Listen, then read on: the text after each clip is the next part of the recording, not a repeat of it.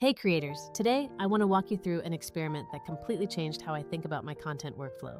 I created a high-end Spec commercial entirely from stock footage, but the real secret was how I repurposed that single video into a massive suite of social content. If you make videos, and also post on social media, you'll definitely want to see how I scaled my output without burning out. First, for those new to the term, a Spec ad is basically a speculative commercial you create to show off your visual style. Producing these from scratch usually takes a ton of time and money, which is why so many talented creators shy away from them.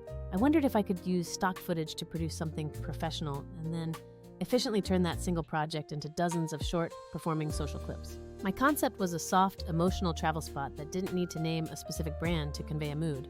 Instead of grabbing random clips, I focused on finding a curated collection shot by the same cinematographer. Using footage from a single shoot ensures that the lighting, lens feel, and color palette remain consistent throughout your video.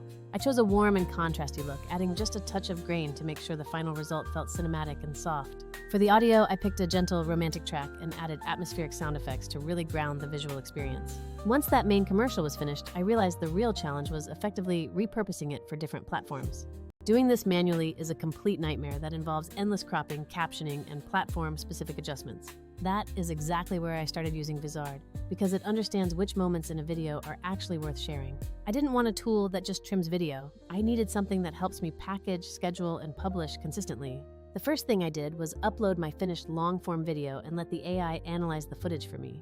It immediately surfaced high-energy and emotionally resonant moments that I would have otherwise missed while scrubbing the timeline.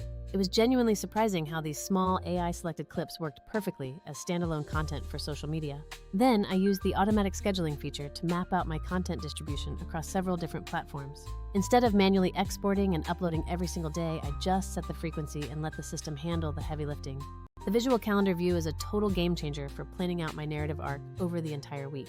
I can easily stagger different types of content, ensuring I hit the right emotional beats for my audience at the right time.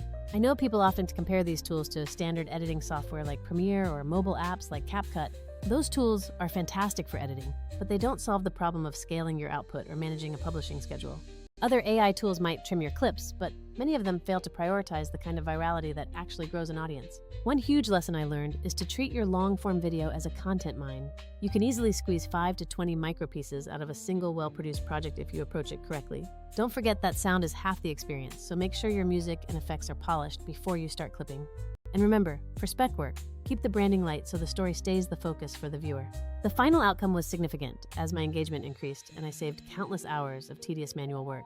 I was finally able to focus on my next client project while my social media presence grew effectively on autopilot. If you have a video sitting on your hard drive, don't let it just collect digital dust. Try cutting your long-form content into bite-sized stories and let me know in the comments what projects you're working on. Stop overthinking the distribution, start scaling, and I'll see you in the next one.